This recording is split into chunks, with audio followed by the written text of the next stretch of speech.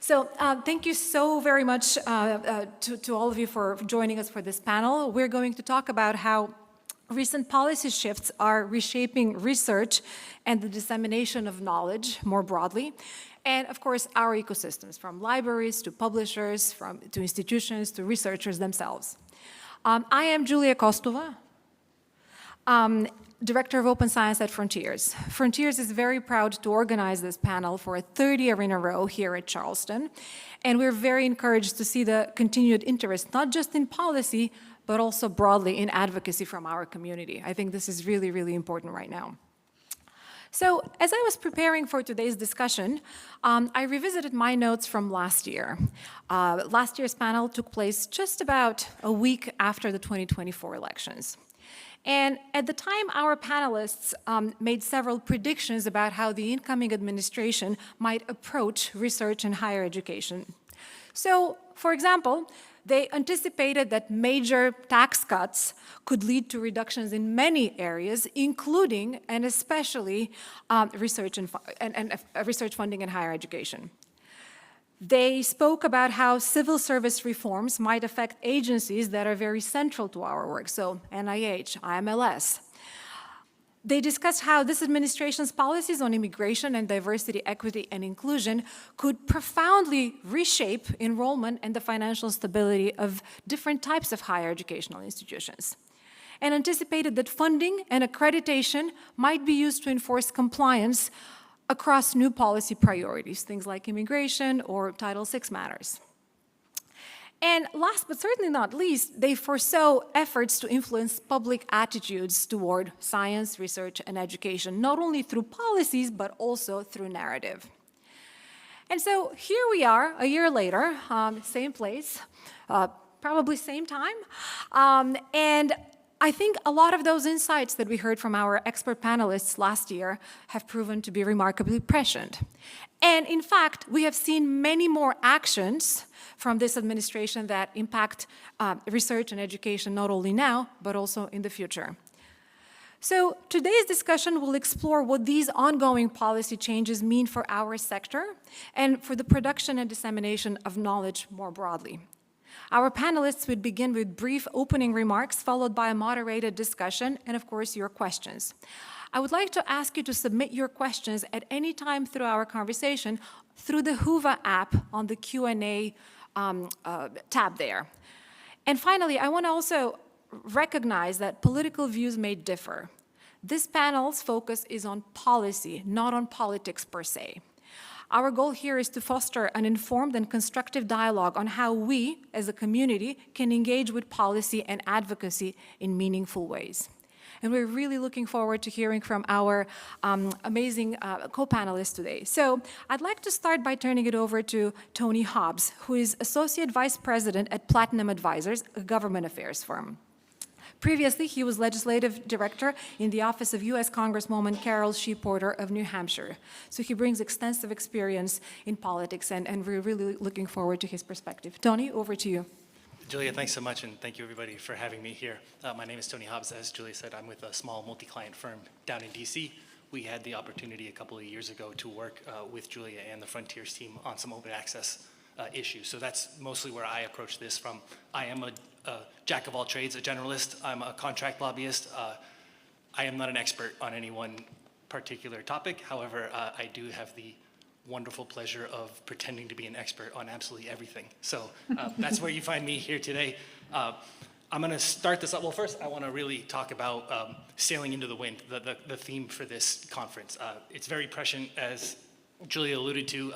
There has been quite a lot of movement in the last 11 months, and I'm sure for this industry, that movement has felt like a headwind.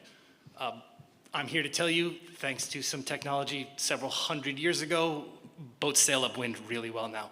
If you adapt, if you adjust your sails, if you do a little bit of adaptation and change, you can still get to where you're going. It's not a direct route, it's not an easy route, but you can sail these ships upwind with the right guidance, with the right knowledge. So hopefully we as a panel will be able to help you all out just with kind of what's going on in this space in DC. And I want to kind of follow that up with my least favorite part of doing these, which is a rhetorical question. How many of you all believe that President Trump personally cares about open access scientific policy or the processes that a library goes through. Cool, I'm getting the right answer there. Here's the thing, he doesn't. This is not what President Trump is focused on. What President Trump is focused on is I would say now 40-year fight that he has had, that he feels is at a personal level with bureaucracies. That started in New York City as a real estate developer. He spent his entire life fighting against a bureaucracy that told him, no, you can't do that, no, you can't build that, no, you can't develop that. He has turned that into a political brand. As Julia said, we're not here to get into the politics. I'm just gonna sit here and tell you all, it works. It has proven incredibly effective. His attack against the bureaucracy is not done in a vacuum. As I said, it comes from his personal experiences. When we look at a lot of what's going on at NIH, at NSF, at some of these funding agencies for science programs, I hate to say it, a lot of this can be tied back to personalities. You all remember Dr. Fauci from COVID during the first Trump term, President Trump's near daily fights with HHS and CDC. Those are fresh fights in the president's mind. He has not gotten over them. These are not finished processes for him. He's going to continue to look for ways that he can develop this unitary theory of the executive branch that he is a true believer in, which is that as the chief executive, just like any business, decisions should flow through him and him solely. That is the structure that he is trying to build. I hate to be laissez-faire about this and just call you all collateral damage in this fight, but a lot of the actual policies that I believe you all are seeing really are secondary effects of these efforts that the president is committing in an attempt to, what he sees, rein in an overly bloated and inefficient government.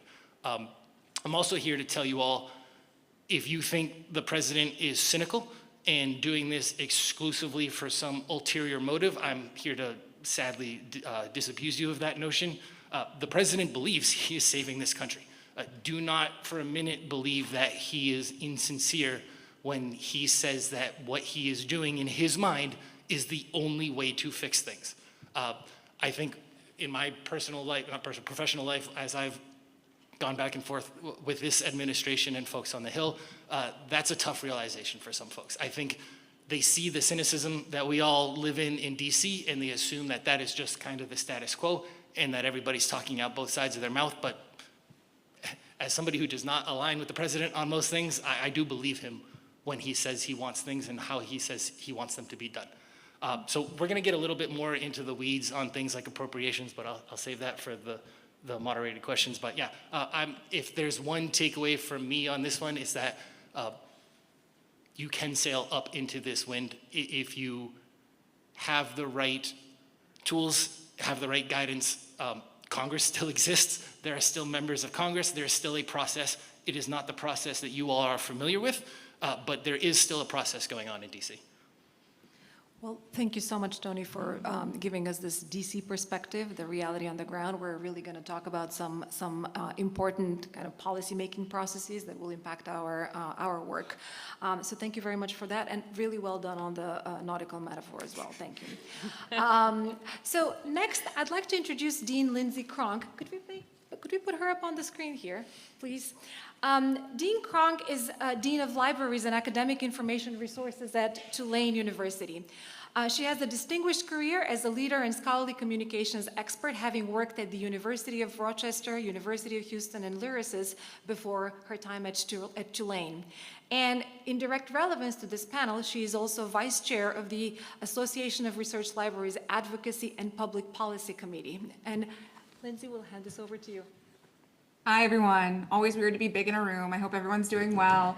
A side note I'll add is that this is, after 14 years, the first year that I've not been at Charleston in my career. So for those of you who are in the room, please go to the Citrus Club and order a silly drink for me. At some point, make sure that you are enjoying all of the amazing culinary opportunities that the town has to offer, in addition to all of those wonderful cultural opportunities. Anyway, I love being in community with you, even in this way. Tony, something that you said, many things you said actually struck me as particularly resonant, but something I wanted to call out to you is you sound a lot like a librarian, a jack of all trades, right? A magpie, a person who needs to understand a little bit about a lot of things. So to my colleagues and fellow librarians in the room, what I'll say is you are more equipped to navigate this unknown terrain than you may think you are.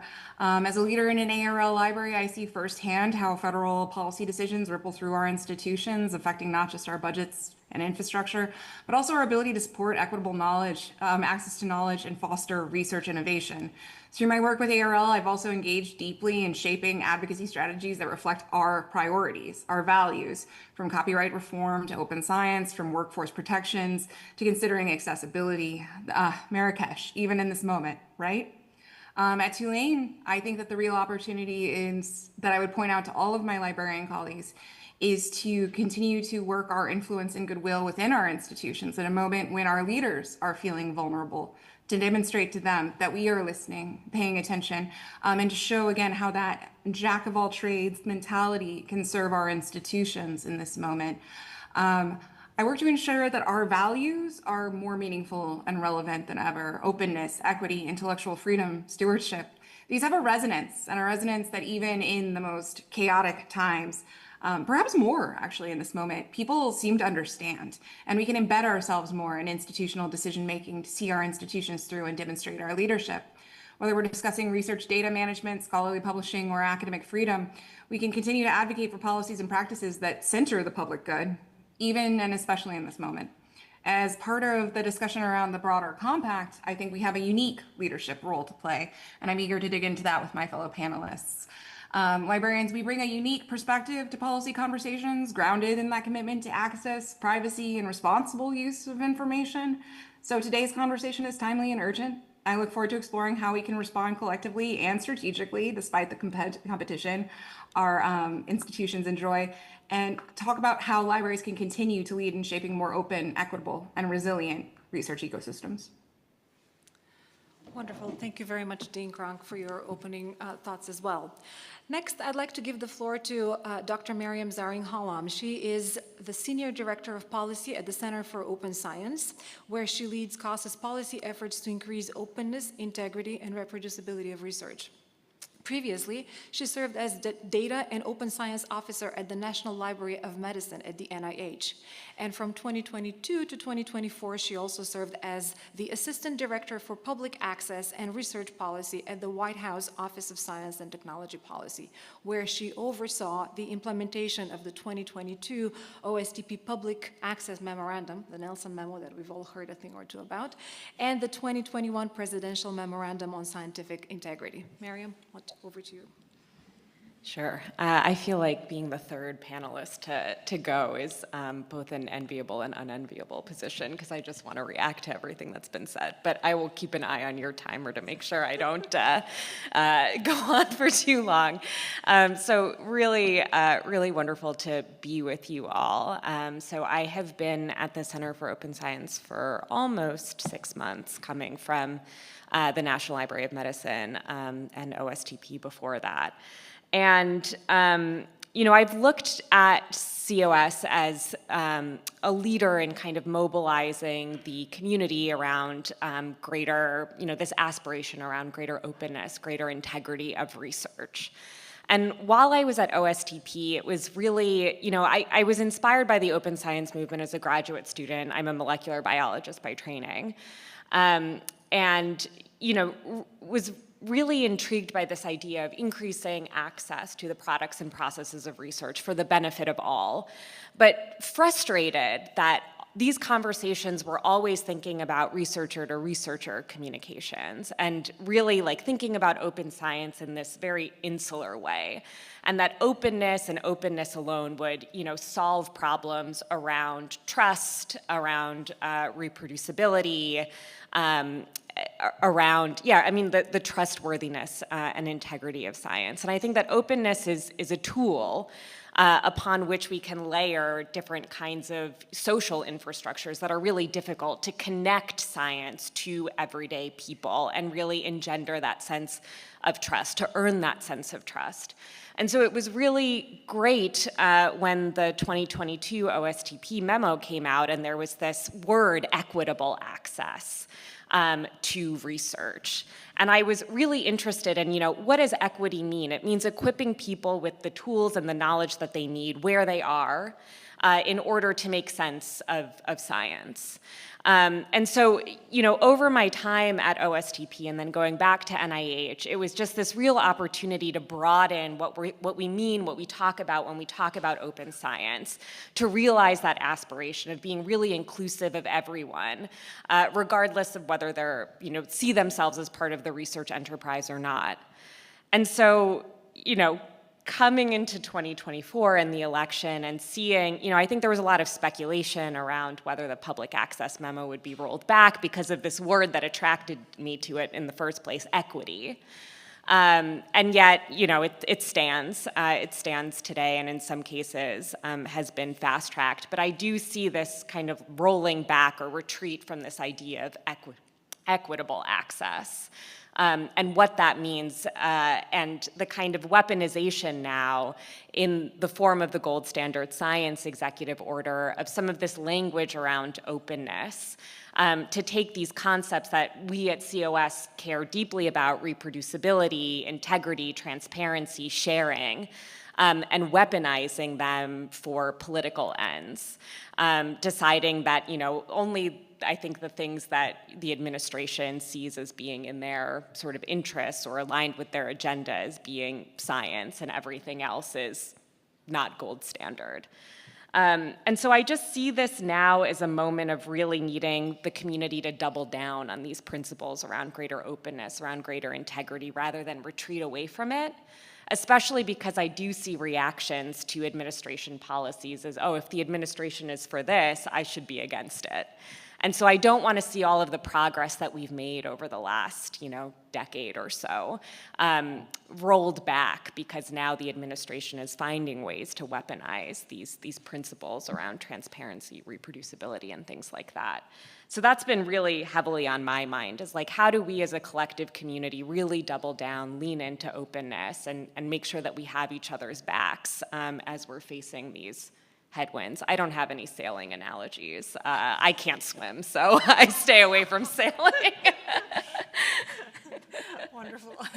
Well, thank you very much for this as well, and thank you to all of you for setting the stage for our discussion. There is a lot to talk about, and we had to be very judicious and really ruthless in figuring out what we will focus on today so that we could all go and enjoy a drink later in the afternoon. But I'd like to start with a pragmatic question, and that question concerns funding, right? I mean, I think we all know that the federal government's investment in research since the middle of the last century has really supported and built up US's leadership and dominance, indeed, in research. And of course, our sector has played a pivotal role in that success. So where we are right now, with proposed cuts to NSF, to NIH, to NASA, to other research agencies, and then plans to cap publication and indirect costs, there's an understandable concern in the entire sector, regardless of whether you're a librarian or whether you're a publisher or whether you're a researcher, a concern really about what that means for the sustainability of scholarly communications, right? And so my first question is going to go to the heart of that, and it is, what effects might these budget cuts have on the ecosystem? And if they were to pass, as we fear they may, how do we sustain research dissemination? And I'd like to maybe start with you, Dean Kronk. Yeah. The easy question, you get to answer it first. And talk to us about the institutional perspective there. Well, I really appreciate it, and I just want to say, like, the Nelson memo was one of those.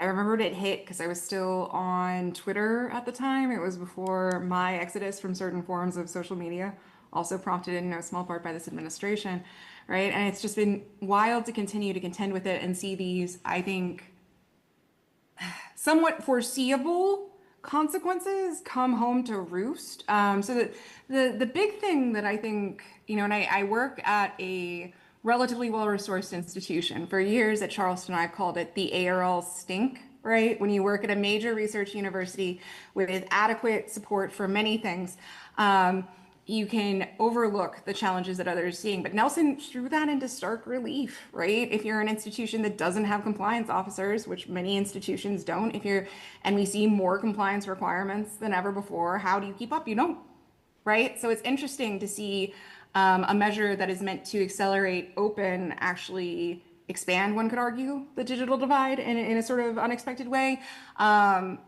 But the other sort of complicating factor at this moment that I'm tracking at my own institution is sort of the existential opportunity and threat of artificial intelligence around this too, how accelerating research, which is being made available publicly, sort of moves us to the place where is the actual research output the article. And certainly we're all still very focused on the publication of the article itself, right? But it's just, those are the more interesting questions to sort of engage in with my colleagues who are in research at this moment, who are thinking about these tools, thinking about these opportunities, trying to get their research funded, in some cases making adjustments to language, in other cases making broader adjustments based on sort of administrative impacts.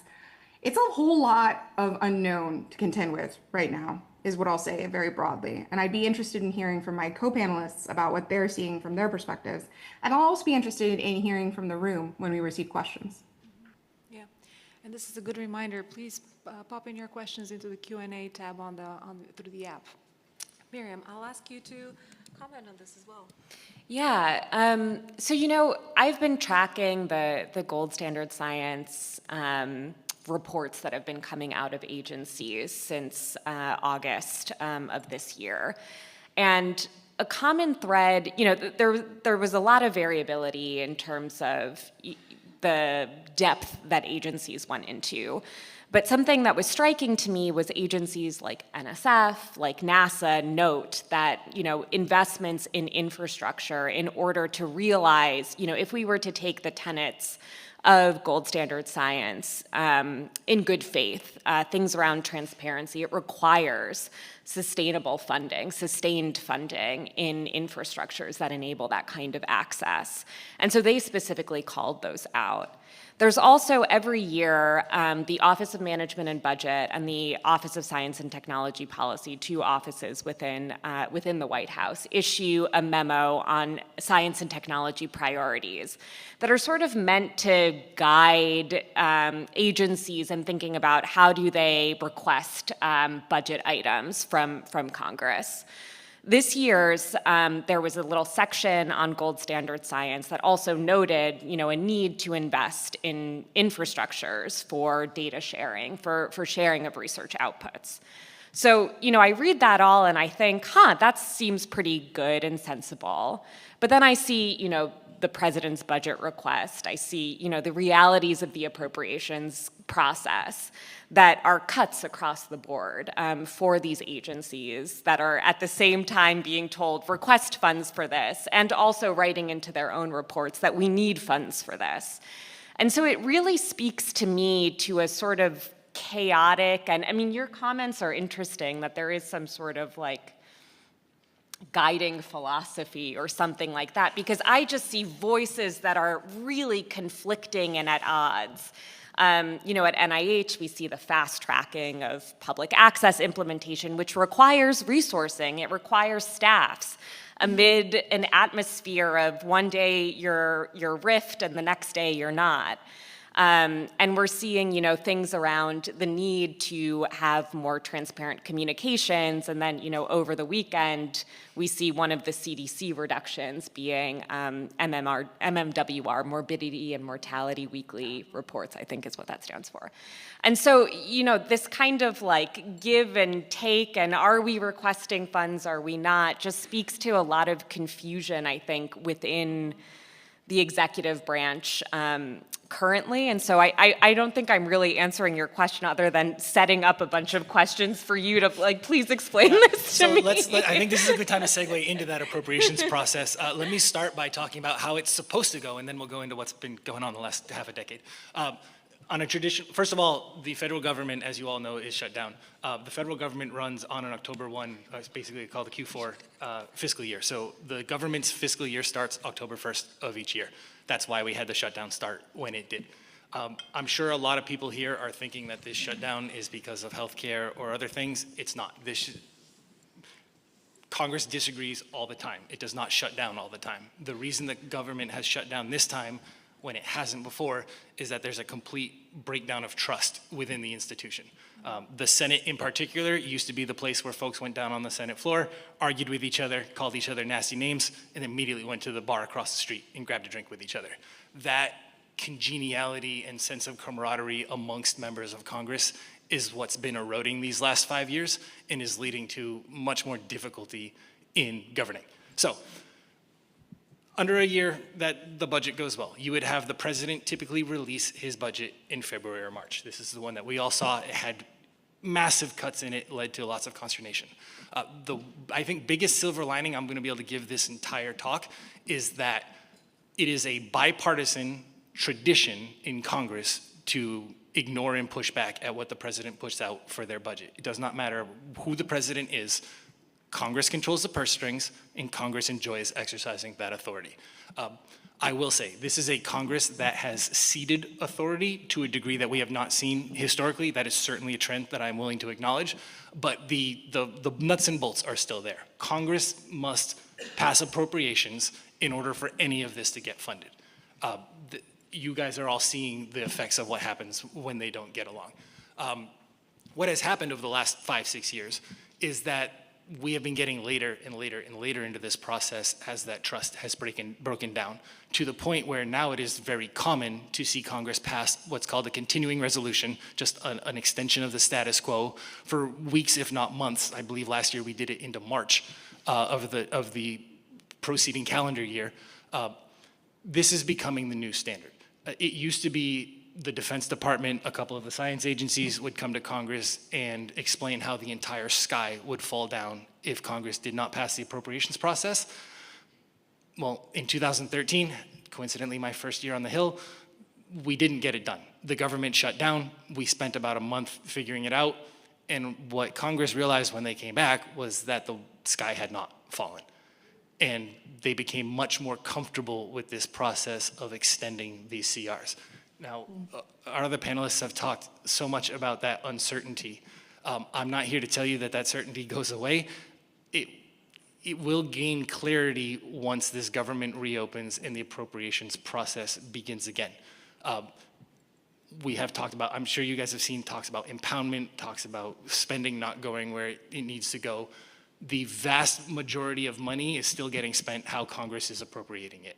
But until Congress comes back to work and gets back into that appropriating cycle, this uncertainty is going to remain because it is a vacuum. There is no directive language. So each year when appropriations bills go out, that bill text is the most boring, dense thing you've ever read.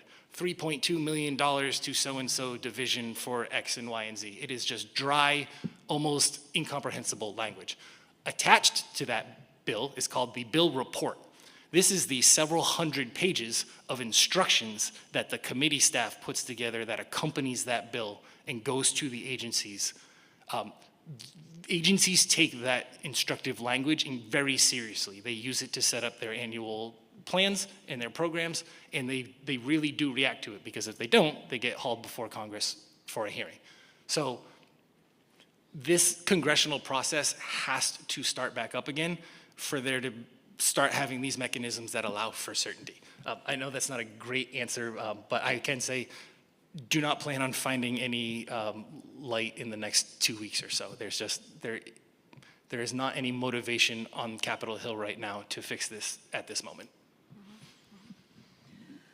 Thank you for that explanation and for the description. Always cheerful, I know. Yeah. Yeah. Well, I think everybody kind of gasped collectively when we first saw the president's proposed budget earlier this year, because the cuts to education and to publishing and to research were going to be catastrophic, right? And so I think here we are 6 months later or so, and I don't things are not rosy, but they're certainly not as bad as they seemed in March. And I think it is important to acknowledge, and certainly a lot of advocacy work has gone into that from your organizations and other organizations here in our sector.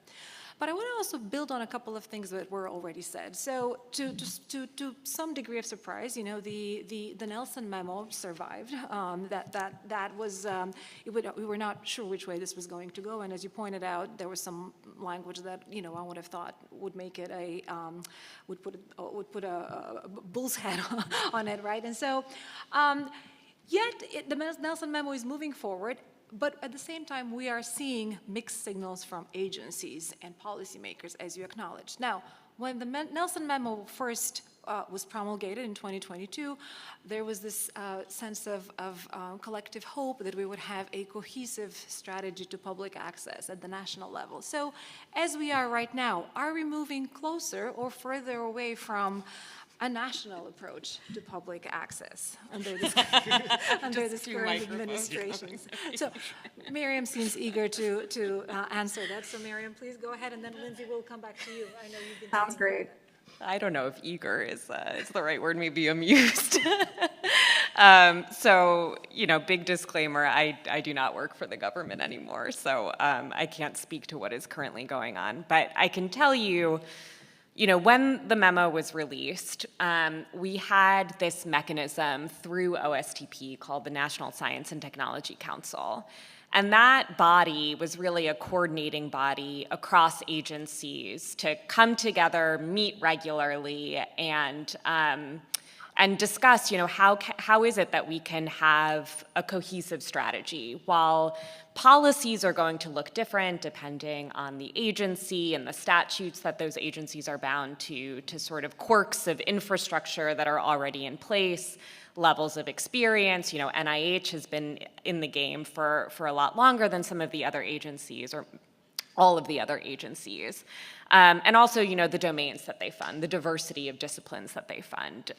But, you know, we would meet very regularly through the Subcommittee on Open Science to make sure that there was some continuity, that there was sharing of best practices, sharing of infrastructures when it made sense and was feasible. And all of the plans for policy development went through OSTP in order to be cleared. And, you know, we were flagging here are opportunities for agencies to collaborate with one another and so on. So I think that the policies themselves, and I'm biased since they, you know, I had eyes on all of them. I think there is coherence in those policies. But the devil is really in the implementation details. And that's really where we require, you know, staffing to make these policies go forward, to track compliance with those policies, as well as investments in infrastructure. And there's a ton of uncertainty, again, through these reductions in force that we're seeing, through a lot of federal employees leaving, taking early retirement. All of these incentives to go, and also disinvestment in infrastructures. And so I think that that's really, like, in terms of and also that National Science and Technology Council was disbanded at the start of the administration, and I think is starting to be pieced together. I do think that the Gold Standard Science Executive Order was an attempt from the administration to sort of fold public access, that 2022 memo, into that so that they could claim that as a victory. Honestly, I was never really worried about that memo getting rescinded because there was an earlier version in 2020 that came out of the Trump White House. And so I never felt like it would go away, even if there was this equity piece, but that there would probably be some way for the administration to call it their win. I think, and again, I don't know, I'm speculating that this is also why NIH fast-tracked their public access policy so that it could be, you know, under Dr. Bhattacharya. And, you know, I'll leave it there. Yeah. Thank you for that. Lindsay, can we hear from you about the institutional perspective? Yeah, absolutely. And I'm actually remembering, and I want to call out and thank Catherine Klosek at ARL and Doug Way for a discussion that we hosted, I want to say 2 or 3 years ago, that had regulatory representatives from the US, from Canada, from Europe. And the thing that this really highlighted to me, and it's been something that I've thought on and noodled on ever since, is that there's a distinct regulatory ethos that exists in other places that is allowed for public access to flourish, that is maybe not the status quo here in the States, and we're still sort of grappling with the ways in which interinstitutional competition and also like a more private driven innovation culture sort of impacts our ability to have a cohesive public access strategy. We are not a regulatory country. Here, public access initiatives are driven by whomever has resources at any given time. I do think that it's interesting to see how higher ed has come together around, and I might put either Toby or Miriam on the spot on this one, the discussion of overhead costs. Is that the fair stuff being, so like, again, we do have these places where the collective threat to some of the points that Toby was making earlier are driving us to work together better, but that is not our modus operandi. That is not the way we do it. And we've always been chasing Europe on this to some degree. So basically I would say, I hope so, but right now in this chaotic environment, like, I think that the real opportunity for librarians is to make the case to our institutions that working together around this to make it better is going to provide shield and security for research broadly, and continue to make the case for library value locally as well, how the local intersects with that national policy, this conversation. I think a lot of us have a sense that there is a patchwork that instead of becoming more cohesive actually continues to become even more patchworky, I guess. So I want to actually move on to another major policy focus area, and that is research integrity, security, and trust. Recent executive actions have emphasized transparency and accountability, and Mariam talked a lot about the gold standard science already. And they have really added to debates that our sector has had for several years now. Debates about misinformation, disinformation, debates around political interference, debates around the role of trust in science and in actually everything that we do.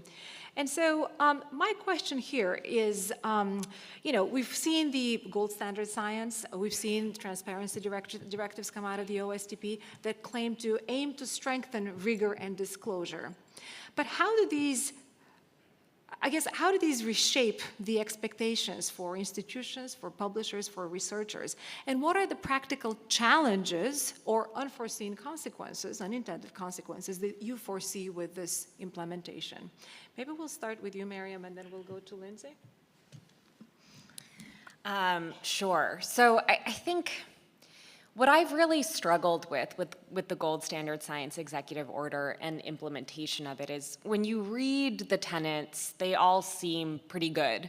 I think with the exception of, all research should be able to be like falsifiability of hypotheses, and that kind of rules out entire swaths of research, like exploratory research that aren't hypothesis driven. But by and large, pretty good, pretty sensible. And when I was reading almost all of the reports that came out of agencies, again, these all seem pretty, reasonable, responsible reports that outline, again, this history, this trajectory towards efforts to get at greater transparency, to get at, greater trust and rigor of research, recognizing that, there's been missteps, there's a lot of work to be done. But when I look at, what the politicals at agencies are doing, it's, things like we're saying that Tylenol during pregnancy causes autism, and that's according to gold standard science. When, we see absolutely not. There's complete motivated reasoning going on here. Or we see the Department of Energy issuing this completely nonsensical report about how greenhouse gas emissions aren't a cause of climate change to sort of support the administration's goals of getting rid of the endangerment finding. And so I see that, the administration policy is sort of gold standard science for thee, but not for me. And so what does the research community do with that? Because really, if your research at the end of the day comes to a claim that is contrary to the political agenda of this administration, then they can wave away for all kinds of reasons. Say that what you were doing isn't gold standard because it's such a high bar to clear. No research, I think, really does adhere to all of those tenets perfectly because we're trying to get to that gold standard. So I think it makes it, on one hand, it seems like progress, and I'm often asked, well, why don't you say that this is a great win for organizations like Center for Open Science? And it's because the implementation of it, I don't think, is in good faith. I mean, the things that the administration is claiming are gold standard are simply not. And so we're sort of left, I think, at times on our heels, like, do we fact check what the administration is saying? Well, then does that make the research community seem like they have to adhere to every single one of these? If their research isn't able to be 100% transparent because it's, research done on human subjects, and you can't share that data 100% openly, does that mean that we can just rule it out? And so I think, again, I have a lot more questions than I do answers, but these are things that we're grappling with. How do we talk about, gold standard science, within research organizations that are trying to sort of come into compliance with these, policies, versus an administration that at the political level completely throws all of it out the window? I think this is a very interesting perspective. And Lindsay, I want to hear from you as well, because obviously compliance with gold standard science has a lot of implications for, reality on the ground, right? For the pragmatic implementation of that. So talk to us a little bit about that. Yeah, I would say in terms of pragmatic applications and there's lots of upside, right? It reminds me actually of when you're reading some of the better pieces of the Trump Compact, and you're like, I also hate the student debt crisis. I also would like it. You can see what they're saying that makes sense. The issue is the sort of contradiction at the heart here, which is for the scientific community just fully unpalatable. And in our roles as librarians, so often our job is actually to sit at the center of all the disciplines and love and support them and their research methods.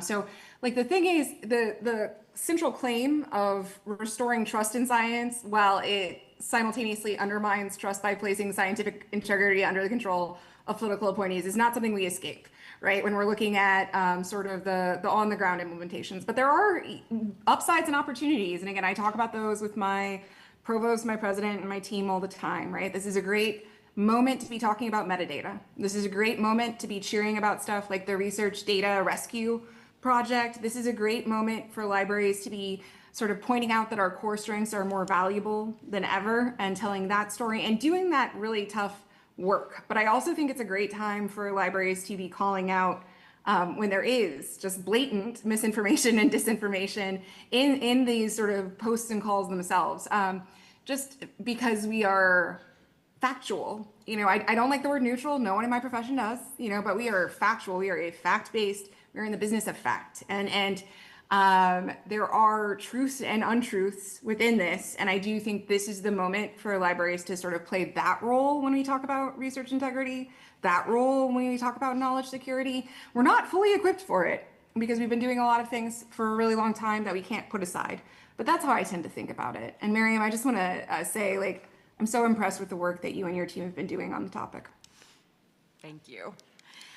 Could I just say, I realized that everything I said was kind of doom and gloom, but I do think, to your point around really the opportunities here, I do think it's a moment to really lean in and explain why and how decisions around transparency are made, that openness isn't, a binary, that there's a spectrum, and, controlled access is an option, and, what does ethical transparency look like?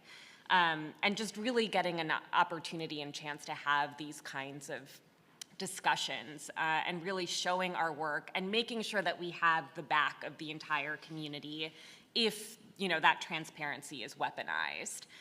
So I do think that it's really a moment of, what does it look like to come together and really lean into openness and integrity.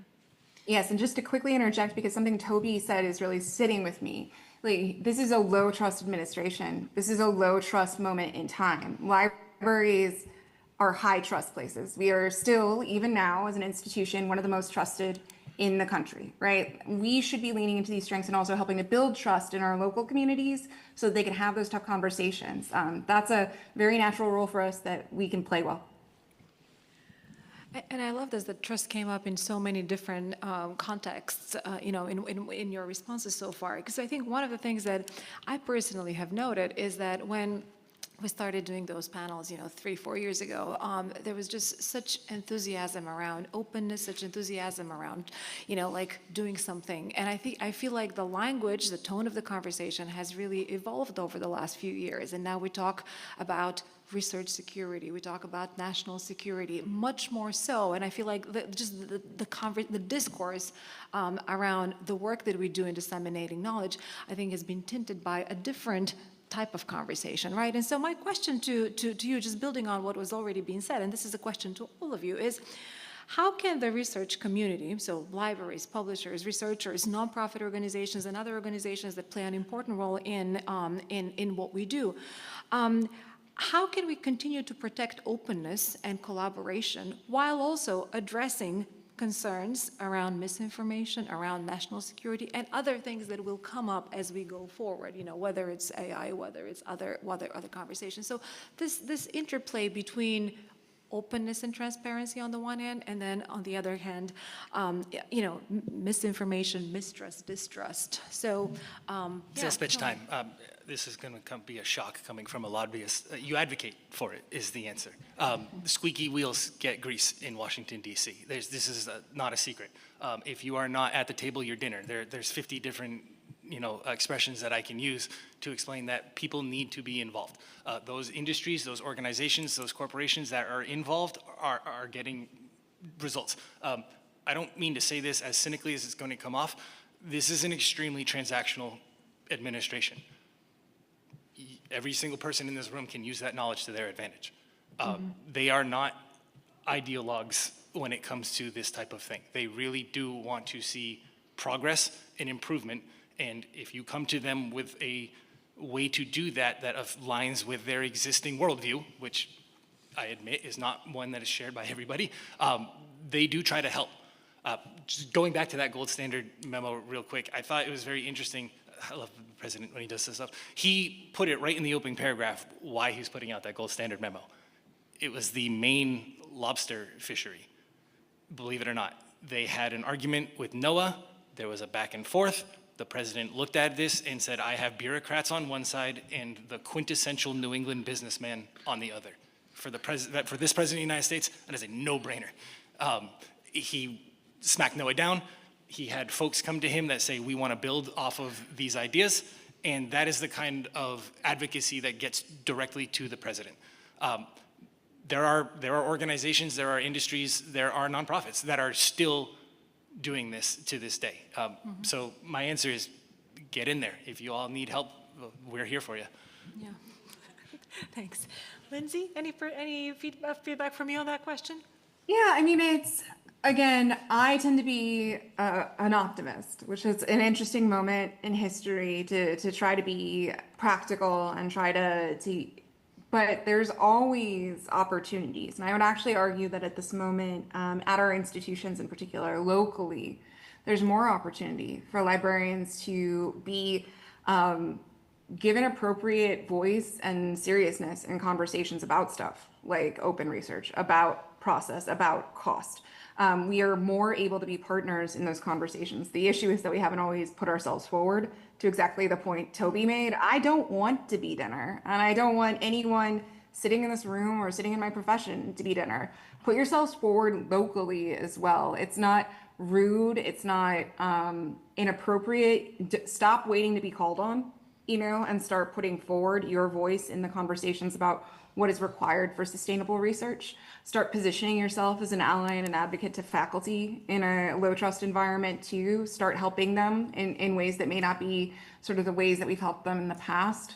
And I think that, again, outside of all the existential threats to higher education, if we do that we're going to be in a better place, perhaps, on the other side of this. Thank you for that. And your organization, Miriam, does a lot in that space. So talk to us about that. Yeah, I mean, I want to go back to some of the points that Lindsay was making around trust and just, this idea of if we make it open, it is inherently trustworthy somehow. Open does not equal trust. I think that COVID so often comes up as the example of we made everything open, and so, that catalyzed discovery and did all of these amazing things. I think it also created a system where we were just flooding the zone with information, with things that looked like they were trustworthy because they looked like academic articles or, names that had PhD at the end of it. And so it left the public with how am I supposed to make sense of this soup of information? Do I just pick and choose the things that seem, to confirm my priors? I think that we saw a lot of policy sort of created in that way. And so to me, it's on top of this openness, you have to layer on institutions like libraries to really think about research institutions as being in a place, being in a community, and moving out into your community to build those bridges of trust. Not necessarily focusing on DC, although of course that's important. It's also where I live and where I think a lot about. But also just reaching out to your community members and figuring out how do we build those bridges of trust and navigate together that information landscape so that we're connecting the dots in ways that make sense for people in a language that makes sense for them. And I think libraries are such an important piece of that, as well as, science centers, museums, religious organizations, community centers. How is it that, the research institutions can really form these relationships with the places that they are in? Is something that's really on my mind, and as COS thinks a lot about, researcher assessment and reforming researcher assessment, how can we be sort of incentivizing that kind of civic engagement, that kind of public engagement to go on top of the openness that we all care about?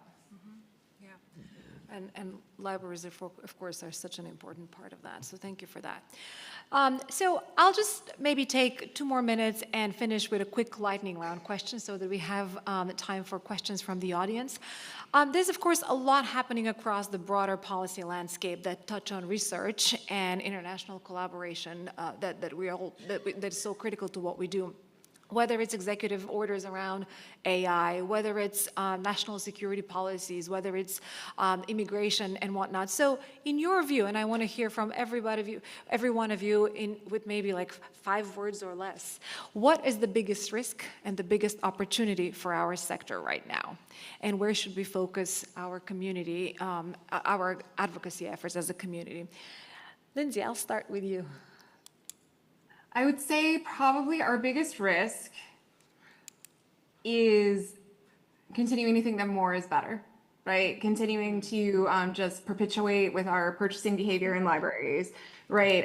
Expanding the expanding knowledge that has a lot to do with that disinformation, misinformation piece that Miriam was talking about. Our upside, our big opportunity is to lean into our great strength of curatorial experience, right? And our ability to sort of steward and shepherd information through this. So I would say, risk, more is not more is bad. Opportunity, curate, get tighter. And those are things we should have been doing before and probably were doing before. So we get to lean into our strengths. Thank you for that. Miriam? So risk, just, engaging in business as usual. Just kind of, doubling down or thinking that if we just continue things the way that we've always been doing them, we'll get out on the other side. It worked in the first administration. I don't think it's going to work this time around. And the real opportunity is, I think, it can all seem big and intangible and messy, but just thinking again about we all live in communities and we all have neighbors and we all go to, organizations or things like that gather in places, and thinking about that as a place to start to build trust with the people that we interact with every day, and just remembering that research and science is meant to, scholarship is meant to serve, and so we should be talking to the people who we're hoping to serve with that, pursuit of knowledge, information. So I'm going to go backwards because my risk was almost the exact same, so I have to come up with something on the spot. But opportunity, I kind of hinted at it. I do want to just go into a little bit more. When I mentioned that this is a transactional administration. This is an administration that has its doors open. It is open to hearing people talk. Now, you may not like what comes back out the other side, but the biggest opportunity here is that you have some folks who are not experts in their fields running departments, running divisions, running agencies. They are desperate for technical guidance and technical expertise, and you all have that. If you get into the room and talk with them, you'll be amazed how much your words end up coming out of their mouths.